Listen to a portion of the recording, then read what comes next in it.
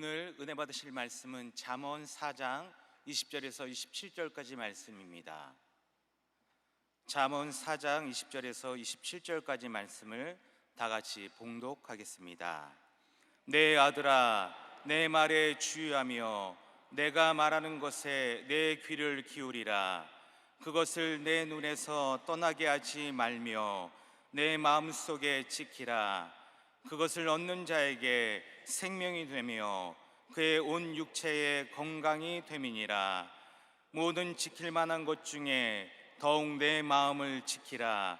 생명의 근원이 이에서 남이니라. 구부러진 말을 내 입에서 버리며 삐뚤어진 말을 내 입술에서 멀리하라. 내 눈은 바로 보며 내 눈꺼풀은 내 앞을 곱게 살펴 내 발이 행할 길을 평탄하게 하며 내 모든 길을 든든히 하라. 좌로나 우로나 치우치지 말고 내 발을 악에서 떠나게 하라. 아멘. 에베네셀의 귀한 찬양에 감사를 드립니다. 오늘 저는 잠언 4장 20절에서 27절의 말씀을 가지고 당신의 마음은 전쟁터입니다 라는 제목으로 말씀을 나누도록 하겠습니다. 먼저 기도하겠습니다. 좋으신 아버지 하나님, 감사합니다. 오늘 사모하는 마음으로 이 자리에 왔습니다. 우리의 마음의 문을 열어주시고 무엇보다 무릇 지킬 만한 것 중에 더욱 내 마음을 지키라고 했는데, 오늘 이 시간 우리의 마음이 얼마나 중요한지를 깨닫기를 원합니다. 하나님도 우리의 마음을 원하시는데 사탄도 우리의 마음을 빼앗기 위해 애쓰고 있습니다. 우리의 마음에 이루어지는 그 영적 전쟁에서 우리가 승리할 수 있도록 하나님 함께 해주시고 동행하여 주시옵소서. 오늘 말씀 가운데 우리에게 찾아오시는 그 주님의 음성을 우리가 놓치지 않도록 하나님 함께 해주시고 동행하여 주시옵소서. 감사드리며 예수님의 이름으로 기도합니다. 아멘. 오늘 잠언 4장 20절에서 27절 말씀을 가지고 당신의 마음은 전쟁터입니다 라는 제목으로 말씀을 나누도록 하겠습니다. 우리가 세상을 살면서 지켜야 될 것들이 너무나 많이 있습니다. 우리는 가족을 지켜야 됩니다. 우리는 건강을 지켜야 되고요, 우리가 열심히 번 돈도 지켜야 될 줄로 믿습니다. 뭐 대단한 것은 아니지만 우리의 이름 석자도 지킬 수 있어야 합니다. 왜냐하면 우리가 불명예스러운 삶을 살지 않도록 내 자신을 지키는 것이 얼마나 중요한지 모릅니다. 그러나 우리 인생의 모든 것 중에 가장 소중하게 지켜야 될 것이 있는데, 그것이 무엇이냐? 바로 마음이라고 하는 것입니다. 우리가 마음을 빼앗기거나 마음을 엉뚱한 데 사용하면 내가 소중하게 여겼던 그 모든 것이 한순간에 다 사라져버리기 때문입니다. 그래서 성경은 이렇게 우리에게 경고하고 있습니다. 무릇 지킬 만한 것 중에 더욱 내 마음을 지켜라, 이렇게 우리에게 경고하고 있습니다. 왜 그렇습니까? 생명의 근원이 거기에서 나오기 때문이다라고 오늘 우리에게 말씀은 경고하고 있다는 것입니다. 아무리 큰 배라고 해도 그 배의 경로를 결정하는 것은 어디에 있습니까? 아주 조그마한 그 조종실에서 그 배의 항로를 결정합니다. 이와 마찬가지로 우리 인생이 아무리 복잡하고 매우 어려운 것 같지만 중요한 것은 우리 인생의 항로를 조종하는 것은 어디냐? 바로 우리의 마음 하나가 우리 인생의 항로를 조종하는 것입니다. 세상에 행복할 모든 조건을 가지고 있음에도 불구하고 인생을 굉장히 불행하게 살아가는 사람이 있습니다. 반대로 세상의 눈으로 볼 때는 정말 불행할 조건을 모두 다 갖추고 있음에도 불구하고 마음 하나가 굳건히 서 있으므로 인생을 복되게 살아가는 사람이 있다는 것입니다. 마음은 우리의 인격의 핵심입니다. 마음이 바뀌면 새 사람이 되고요, 우리가 마음을 포기하면 우리가 죽을 수도 있다는 것입니다. 마음을 바로잡으면 우리는 하나님께 충성할 수도 있고, 마음을 바로잡지 못하면 우리는 반역자가 될 수도 있습니다. 이 모든 것은 환경에 달려있는 것이 아니라 바로 우리 마음에 달려있다는 것입니다. 그래서 하나님도 우리의 마음의 중심을 원하고, 중요한 것은 마귀도 우리의 마음을 차지하기 위해서 달려오고 있다는 것입니다. 그래서 세상에서 가장 치열한 영적 전쟁은 어디에서 이루어지느냐? 바로 우리의 마음에서 이루어진다는 것입니다. 역사상 가장 위대한 왕으로 손꼽히는 사람이 누구냐? 알렉산더 대왕입니다. 그는 수많은 나라를 정복했고 아주 짧은 시간에 대제국을 건설한 아주 탁월한 리더십을 갖고 있었던 사람이 알렉산더 왕입니다. 그는 정복민에 대해서도 아주 학대하지도 않고 관용적으로 그들을 대했습니다. 본국 백성과 똑같은 자격을 주었던 사람이 알렉산더 대왕입니다. 그래서 알렉산더 대왕은 적들에게도 인정을 받았던 왕이 알렉산더 대왕입니다. 그러나 그에게 결정적인 약점 하나가 있었는데 그것이 무엇이냐?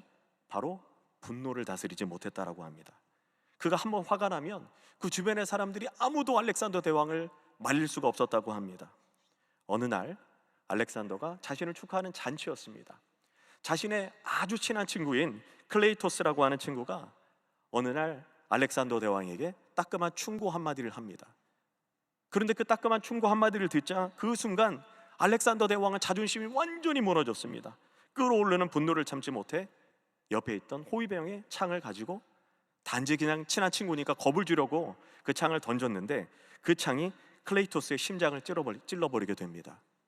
그 자리에서 자신의 절친이었고 자신의 동역자였던 클레이토스가 한순간에 즉사하게 됩니다. 알렉산더 대왕은 자신의 의도와 상관없이 친구가 죽게 된 것입니다. 그 순간 자신도 따라 죽겠다라고 울면서 그 친구에게 달려갔습니다. 결국 부하들의 만류로 그는 그러지도 못하고 사흘 동안 방에서 틀어박혀 통곡했다고 합니다.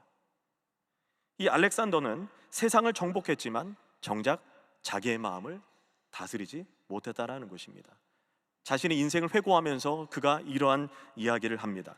세상을 정복하는 것보다 더 힘든 것이 나의 마음을 정복하는 것이다 라고 알렉산더 대왕이 그렇게 얘기를 했습니다. 우리는 오늘 말씀을 통해 어떻게 해야 우리의 마음을 지킬 수 있는 것인지 우리는 4가지 영적 원리를 지금 함께 나누기를 원합니다.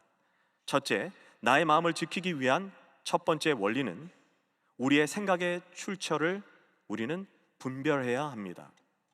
우리가 마음을 빼앗기지 않기 위해 사탄이 사용하는 주요 전략을 우리가 알고 있어야 합니다. 사탄은요, 절대로 우리와 육신적으로 싸우지 않는다는 것입니다. 육신적으로 우리를 공격하지 않습니다. 미디어에서 사탄을 묘사할 때 예전에 어떻게 묘사했습니까? 우리 다 전설의 고향 본 적 있죠? 전설의 고향을 보면 사탄이 꼭 나오는 모습이 똑같습니다. 긴 머리를 풀어헤치고 긴 손톱을 늘어뜨리고 하얀 속옷을 입고 날아다니며 인간을 공격하는 모습을 우리가 많이 봤을 것입니다. 그러나 중요한 것은 사탄은 절대로 우리를 육신적으로 공격하지 않는다는 것입니다. 이는 미디어를 통해 사탄의 모습을 우리에게 속이고 있다는 것을 우리가 기억해야 된다는 것입니다. 다시 말해 사탄은 머리에 막 뿔을 달고 검은 망토를 입고 검은 골목에 숨었다가 우리를 지켜보다가 뒤에서 뒤통수를 때리는 그런 존재가 아니라는 것입니다. 사탄은 우리와 육신적으로 싸우는 존재가 아닙니다. 사탄은 우리와 어디에서 싸우냐? 기억하십시오. 눈에 보이지 않는 우리의 생각 속에서 사탄과 싸움이 이루어지고 있다는 것입니다. 미디어가 이 부분을 자꾸 우리로 하여금 속이고 있다는 것입니다. 많은 성도가 착각하는 것이 있습니다. 생각은 직접 행동으로 옮기는 것이 아니기 때문에 어떤 생각을 해도 괜찮다라고 생각하는 사람이 있습니다.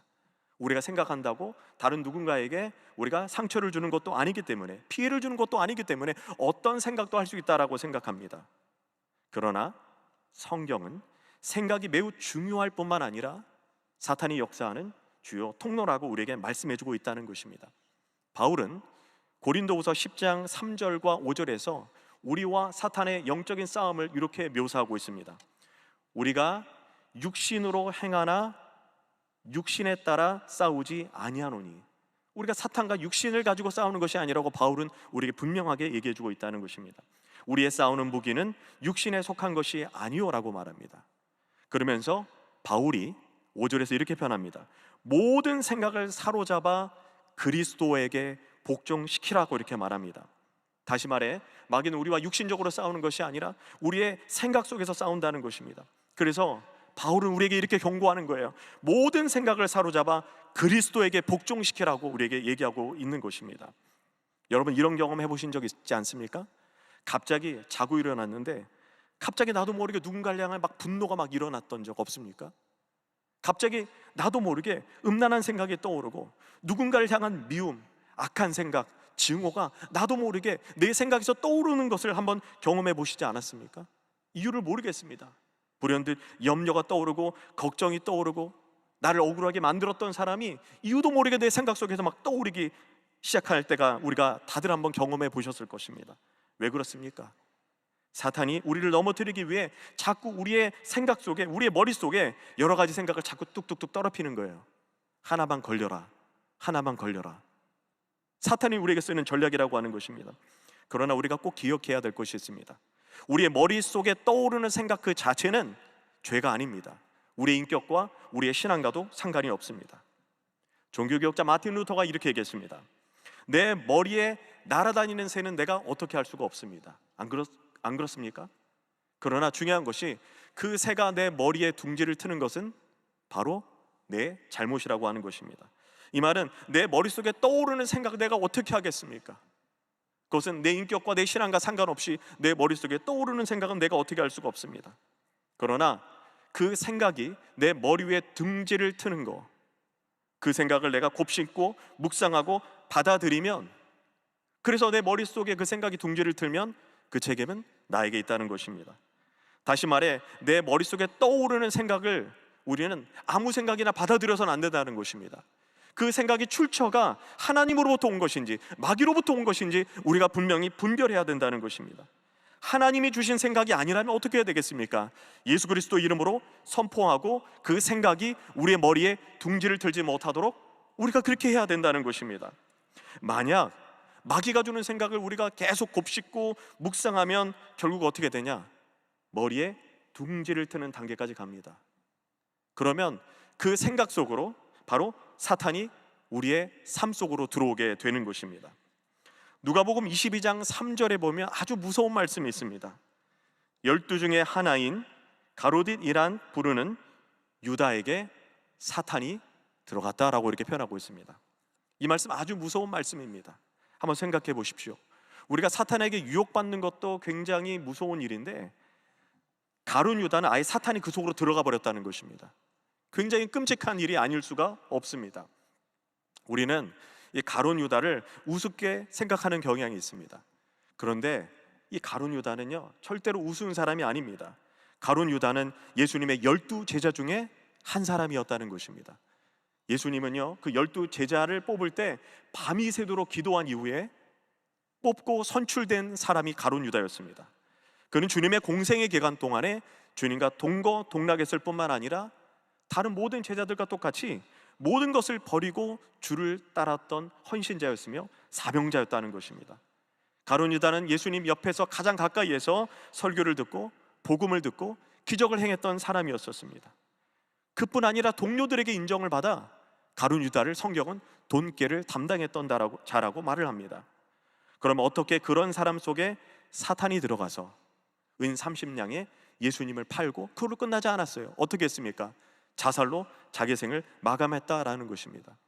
우리 가룟 유다 일생을 통해서 절대로 이 가룟 유다를 가볍게 여기지 말아야 된다는 것입니다. 그렇다면 먼저 성경은 가룟 유다 속에 사탄이 들어가기 전에 어떤 일이 있었는지 요한복음 13장 2절은 이렇게 우리에게 말해주고 있습니다. 마귀가 가룟 유다 머릿속에 예수 팔 생각을 넣어주었다라고 이렇게 표현하고 있습니다. 다시 말씀드리지만 이런 생각이 떠오르는 것 그 자체는 죄가 아니에요. 우리의 인격과 우리 신앙과 상관이 없습니다. 그러나 중요한 것은 가룟 유다는 그 생각을 분별해야 됐습니다. 이 생각이 하나님으로부터 온 건지 마귀로부터 오는 건지 이 생각을 분별해서 하나님으로부터 온 생각이 아니라면 어떻게 해야 되겠습니까? 예수 그리스도 이름으로 쫓아내서 그 생각이 우리 머릿속에 등지를 틀지 못하도록 그렇게 해야 되었습니다. 그런데 중요한 것은 마귀가 예수 팔 생각을 넣어줬을 때 가룟 유다는 그 생각을 묵상했다는 거예요. 곱씹었다는 거예요. 반복해서 생각하다 보니까 나중에 어떤 단계까지 갔냐면 머리에 둥지를 트는 단계까지 갔다는 것입니다. 결국 가룟 유다는 머리에 둥지를 틀게 됨으로 인하여 사탄이 자기의 생각 속으로 들어오도록 문을 열어준 것입니다. 중요한 것은 마귀가 우리의 생각 속으로 들어오면 그때부터는 우리 생각의 통제권을 마귀가 가지게 된다는 것입니다. 주도권을 가지게 된다는 것입니다. 그 결과 가룟 유다가 어떻게 행동했습니까? 은 30냥에 예수님을 파는 단계까지 갔다는 것입니다. 그뿐 아닙니다. 어떻게 됐습니까? 결국 자살로 생을 마감했다라는 것입니다. 여러분 기억해야 될 것이 있습니다. 음란한 행동이 있기 전에 음란한 생각이 먼저 존재한다는 것입니다.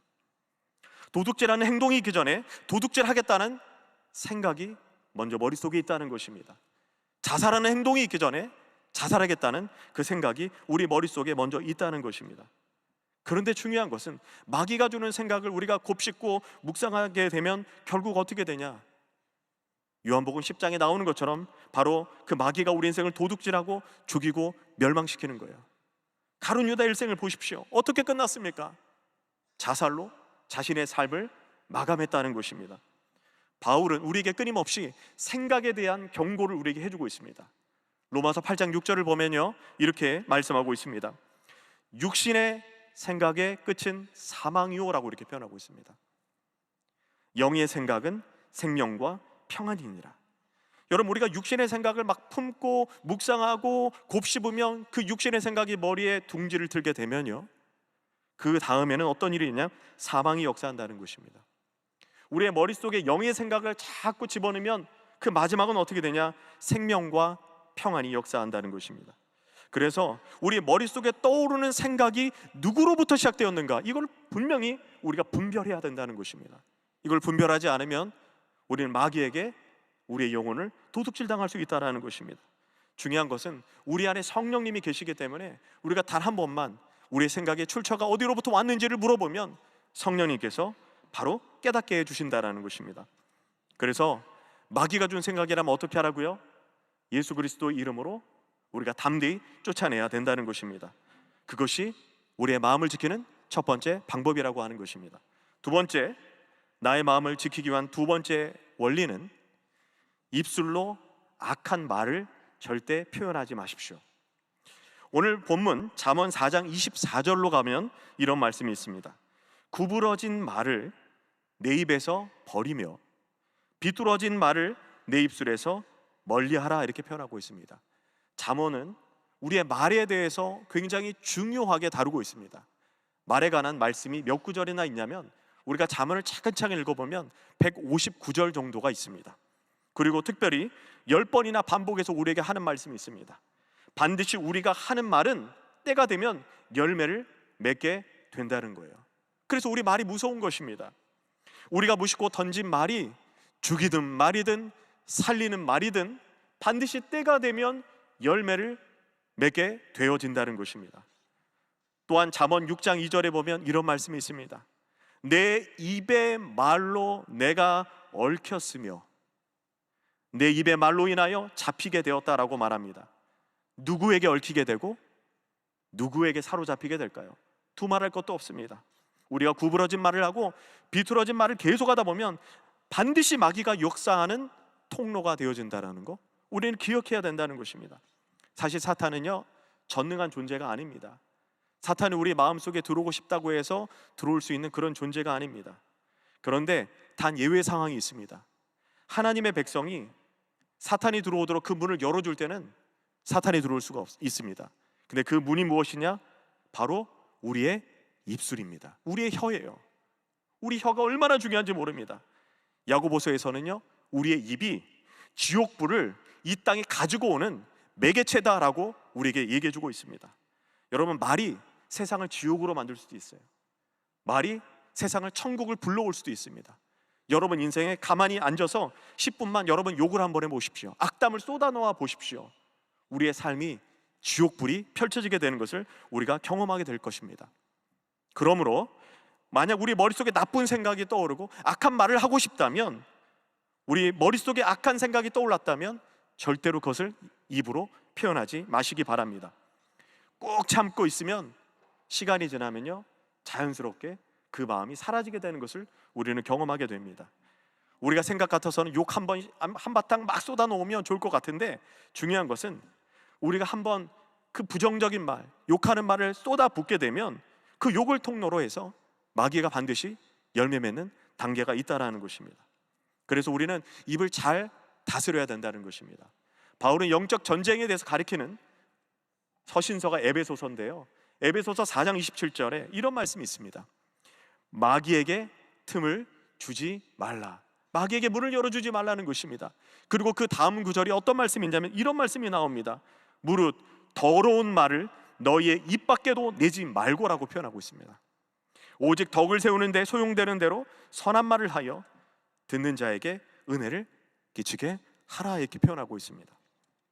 그래서 우리는 입조심을 할 수 있어야 돼요. 내 머릿속에 떠오르는 그 악한 생각이 있다면 절대로 그것을 말로 표현하지 마십시오. 내 입속에서 내가 표현하고 싶은 악한 말이 있다 할지라도 그것을 표현하지 마시기 바랍니다. 그 말을 통해 충분히 사탄이 역사하는 통로가 될 수 있다는 것입니다. 세 번째, 나의 마음을 지키기 위한 세 번째 원리는 우리의 눈을 지켜야 합니다. 우리 잠언 4장 25절로 한번 내려가 보도록 하겠습니다. 내 눈은 바로 보며 내 눈꺼풀을 내 앞에 곧게 살피라고 표현하고 있습니다. 우리는요 항상 바른 것을 봐야 돼요. 올곧은 것을 볼 수 있는 눈을 가지고 있어야 됩니다.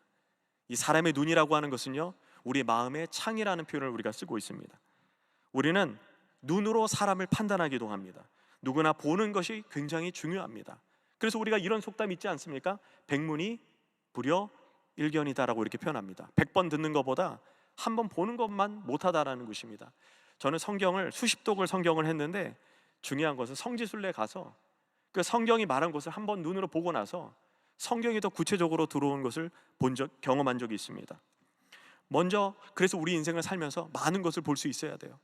우리는 여행을 다니면서 세상 곳곳을 돌아다니면서 우리가 볼 때 우리의 시각과 가치관이 넓어지는 것을 우리는 경험하게 됩니다. 그러나 많이 보는 것보다 더 중요한 것이 있습니다. 그것이 무엇이냐? 바로 봐야 할 것과 보지 말아야 될 것을 우리가 분별해서 봐야 된다는 것입니다. 가령 우리가 태양을 오래 보면 어떻게 됩니까? 눈이 나빠지게 됩니다. 그러나 우리가 숲을 오랫동안 보면 어떻게 됩니까? 우리의 시력이 좋아지게 된다는 것입니다. 그래서 우리가 봐야 할 것과 보지 말아야 될 것을 우리가 잘 분별할 줄 아는 그 지혜가 우리에게 필요하다는 것입니다. 예수님은 우리에게 보는 것에 대한 경고를 마태복음 5장 28절에서 이렇게 말씀하고 있습니다. 나는 너에게 이르노니 음욕을 품고 여자를 보는 자마다 마음에 이미 간음을 하였느니라.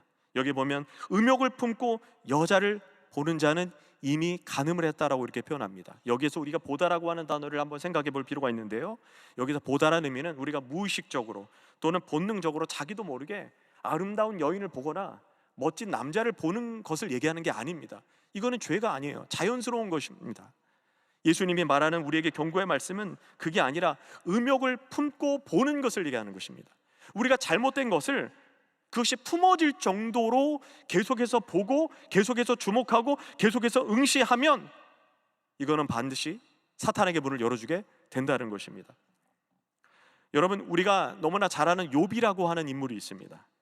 욥이 성경에서 어떻게 표현하고 있습니까? 동방의 의인이요 하나님을 진실로 경외하고 순전한 사람이었다라고 표현합니다.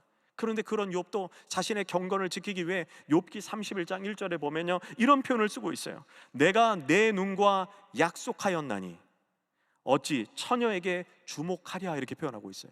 아니, 동방의 의인이었던 하나님을 경외했던 그도 잘못된 것을 한번 보면 언제든지 넘어질 수 있다는 것을 욥도 알고 있었다는 것입니다. 욥은 잘못된 것을 보면 넘어진다는 것을, 한 방에 넘어질 수 있다는 것을 우리에게 경고하고 있는 것입니다. 여러분, 다윗을 한번 보십시오. 우리가 다윗을 보면 성경에서 하나님의 마음을 합한 자라고 이렇게 표현하고 있습니다. 다윗의 그 시편 150편은 다윗이 하나님과 줄줄이 연애하면서 썼던 편지가 바로 시편 150편 아니겠습니까? 그런데 다윗은 어느 날 한번 잘못된 것을 봤습니다. 다윗이 무의식적으로 밧세바라고 하는 여자가 목욕하는 것을 본 것입니다. 다윗이 거기서 눈을 빨리 돌렸다면 그건 죄가 아니에요. 내 눈에 보여지는 것을 내가 어떻게 하겠습니까? 그런데 다윗은 분명히 거기에서 밧세바를 응시하고 주목하고 계속해서 봤다는 것입니다. 거기에서 쓰는 단어가 있는데 진행력을 쓰고 있다는 것입니다.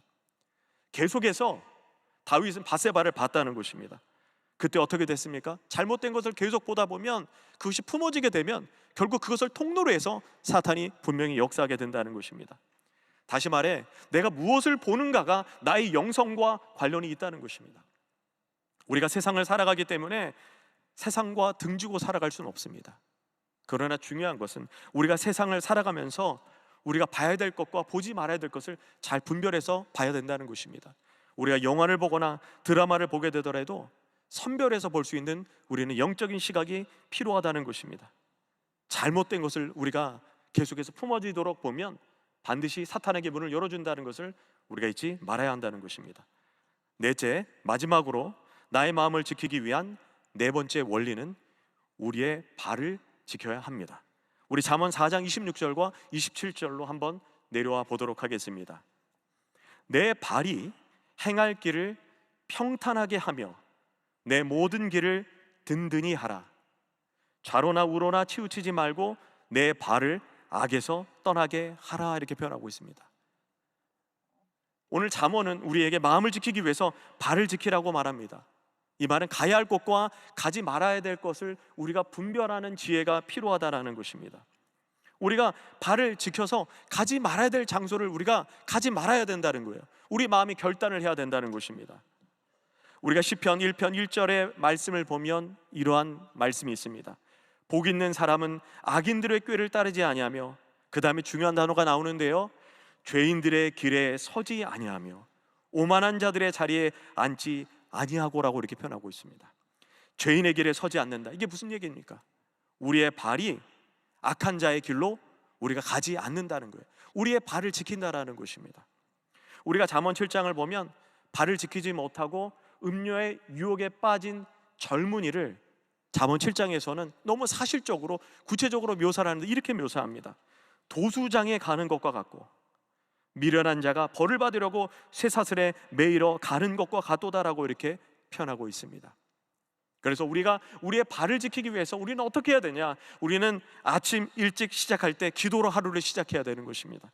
기도로 하루를 시작하면서 우리가 성령님께 한번 물어봐야 돼요. 성령님, 내가 이 모임에 가는 것이 하나님의 뜻입니까? 내가 이 사람을 만나는 것이 하나님의 뜻입니까? 내가 이 동창 모임에 가는 것이 하나님의 뜻입니까? 우리는 물어봐야 돼요. 그래서 우리의 발걸음이 성령의 인도함을 받아야 된다는 것입니다. 우리가 인생을 살면서 체면 때문에, 의리 때문에, 정 때문에 사람을 만나게 되면요, 백발백중 잘못된 길로 가고 악한 자를 만날 수 있게 된다는 것을 우리가 잊지 말아야 됩니다. 그래서 욥은 욥기서에서 2번이나 반복해서 이렇게 말씀하고 있습니다.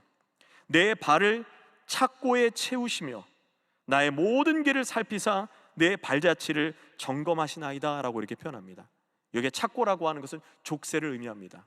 하나님, 내 발에 족쇄를 메어주셔서 내가 악한 자의 길, 만나지 말아야 될 사람의 길, 불법의 길을 가지 않도록 내 발을 붙잡아 달라고 욥은 2번이나 반복해서 하나님께 그렇게 고백했다는 것입니다. 특별히 오늘 잠언 4장 26절을 보면요, 이렇게 말하고 있어요. 내 발이 행할 길을 평탄하게 하며 내 모든 길을 든든히 하라, 이렇게 표현하고 있습니다.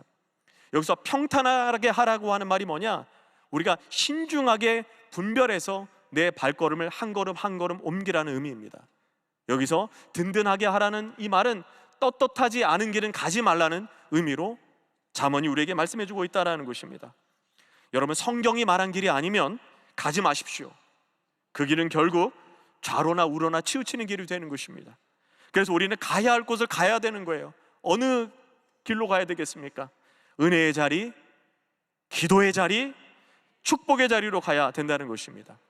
말씀을 정리합니다.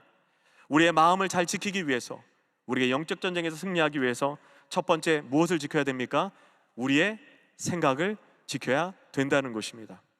우리의 생각이 떠오른다고 해서 그 모든 생각을 다 받아들이면 안 됩니다. 그 생각의 출처가 하나님으로부터 온 생각인지 마귀로부터 온 생각인지 이거를 분별해야 된다는 것입니다. 그리고 마귀로부터 온 생각이라고 하면 즉시 예수 그리스도 이름으로 쫓아내셔야 됩니다. 그 생각이 우리의 둥지를 틀면 그 다음은 마귀가 우리 생각으로 들어오게 되는 문을 열어주게 되는 것입니다. 두 번째는 내 혀를 지켜야 됩니다. 악한 말은 입으로 표현하지 마십시오. 우리가 악한 생각이 나거나 악한 말이 우리의 막 입속에서 있을 때 그것을 표현하지 않으면 자연스럽게 수그러들게 된다는 것을 기억하십시오. 세 번째, 우리의 눈을 다스리십시오. 우리가 봐야 할 것과 보지 말아야 될 것을 분별해야 우리의 마음을 지킬 수 있다는 것입니다. 마지막으로 발을 지키십시오. 악한 자의 길로 가지 마시길 예수님의 이름으로 축복합니다. 우리는 은혜의 자리, 축복의 자리, 그러한 복된 자리로 가시는 여러분과 제가 되기를 예수님의 이름으로 축복합니다. 기도하겠습니다. 좋으신 아버지 하나님, 우리가 인생을 살면서 무릇 지킬 만한 것 중에 더욱 내 마음을 지키라고 했습니다. 우리의 마음은 사탄과 우리가 영적 싸움을 일으키는 자리라고 오늘 말씀을 통해 배웠습니다. 특별히 우리의 마음을 잘 지키기 위해서 하나님, 우리의 생각을 지키기를 원합니다. 내 생각이 지금 하나님으로부터 온 생각인지 마귀로부터 온 생각인지 우리가 철저히 분별하기를 원합니다. 특별히 하나님, 내 혀를 잘 지키기를 원합니다. 악한 말을 입으로 표현하지 않기를 원합니다. 표현하지 않고 꾹 참고 있으면 마귀에게 우리가 승리할 수 있다는 것을 오늘 깨달았습니다. 하나님, 우리의 눈을 다스릴 수 있도록 하나님 인도하여 주시옵소서. 봐야 할 것과 보지 말아야 될 것을 우리가 분별하고 악한 것이라면 품어질 정도로 우리가 보지 않도록 하나님, 우리의 눈을 지켜 주시옵소서. 특별히 하나님, 우리의 발을 지켜 주시옵소서. 우리가 악한 자의 길로 가지 않고 은혜의 자리, 축복의 자리, 감사의 자리로 하나님 갈 수 있도록 하나님 인도하여 주시옵소서. 감사드립니다. 예수님의 이름으로 기도합니다. 아멘. 제가 여러분들을 위해서 신유기도 해드리겠습니다. 아픈 데 있으면 아픈 곳에 손을 얹어 주시길 바랍니다. 마음이 공고한 사람 마음에 손을 얹어 주시길 바랍니다. 또는 죄가 필요하면 머리에 손을 얹어 주시길 바랍니다. 좋으신 아버지 하나님, 이 시간 주님, 우리의 머리 위에 예수님의 보혈을 뿌려주시고 예수님의 보혈을 발라주시옵소서. 우리의 모든 질병을 하나님 치료하여 주시고 고쳐주시고 하나님의 기적의 손으로 우리 연약한 곳을 만져주시옵소서. 우리의 머리를 치료하여 주시옵소서. 뇌출혈이 예수의 이름으로 떠나갈지어다. 뇌졸중이 떠나갈지어다. 고혈압이 떠나갈지어다. 고지혈증이 떠나갈지어다. 저혈압이 떠나갈지어다. 저지혈증이 떠나갈지어다. 파킨슨이 떠나갈지어다. 뇌암이 떠나갈지어다. 우리의 머리의 혈관이 깨끗해질지어다. 하나님, 우리의 목을 치료하여 주시옵소서. 갑상선암은 예수의 이름으로 명령하여 떠나갈지어다. 갑상선 항진증은 떠나갈지어다. 목 디스크는 떠나갈지어다. 경동맥이 치료될지어다. 하나님, 우리의 코를 치료하여 주시고 아버지, 우리의 기관지를 하나님 치료하여 주시옵소서. 이 시간 독감이 떠나갈지어다. 코로나 바이러스가 떠나갈지어다. 조류 독감이 떠나갈지어다. 에볼라 바이러스가 떠나갈지어다. 기관지 계통의 모든 질병이 떠나갈지어다. 구강암이 떠나갈지어다. 우리 이빨과 잇몸을 하나님 치료하여 주시옵소서. 우리의 어깨 인대를 치료하여 주시고 어깨에 이루할 수 없는 모든 눌림이 떠나갈지어다. 우리의 척추를 이 시간 치료하여 주시옵소서. 우리 척추에 예수님의 보혈을 뿌려주시고 발라주시고 덮어주시옵소서. 아버지, 특별히 우리 눈의 항반증을 치료하여 주시옵소서. 백내장을 치료하여 주시옵소서. 아버지 하나님, 유방암을 치료하여 주시옵소서. 자궁암을 치료하여 주시옵소서. 전립선암을 치료하여 주시옵소서. 난소암을 치료하여 주시옵소서. 폐암이 떠나갈지어다. 담도암이 떠나갈지어다. 간암이 떠나갈지어다. 췌장암이 떠나갈지어다. 난소암이 떠나갈지어다. 골수암이 떠나갈지어다. 림프암이 떠나갈지어다. 모든 암덩어리들은 예수의 이름으로 떠나갈지어다. 신장암이 떠나갈지어다. 아버지 하나님, 특별히 우리 무릎을 치료하여 주시옵소서. 신경통이 떠나갈지어다. 당뇨는 예수의 이름으로 명령하노니 온전히 떠나갈지어다. 우리의 팔꿈치, 우리의 발목, 우리 손가락 계통의 모든 뼈 계통의 질병이 떠나갈지어다. 골다공증을 치료하여 주시고 우리 연약한 부위를 이 시간 예수님의 보혈로 덮어 주시옵소서. 이유를 알 수 없는 통증을 가져다주는 불치병 루퍼스가 떠나갈지어다. 우울증이 떠나갈지어다. 영적인 눌림이 떠나갈지어다. 하나님, 특별히 아버지 하나님, 우리 손자 손녀 우리 자녀들 입시를 받습니다. 우리 자녀들에게 지혜와 총명과 명철과 암기력과 집중력과 학자의 영을 베풀어 주시고 우리 자녀들의 앞길이 시온의 대로로 열어질 수 있도록 하나님 인도하여 주시옵소서. 우리 자녀들의 아버지 결혼의 문이 열어질지어다. 잉태의 축복이 일어날지어다.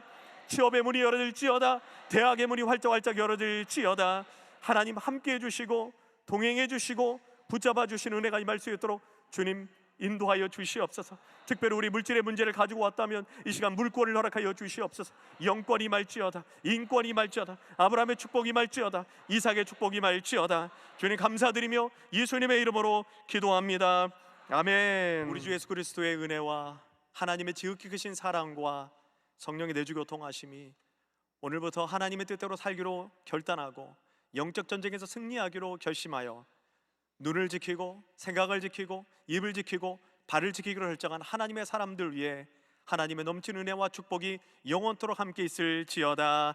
아멘.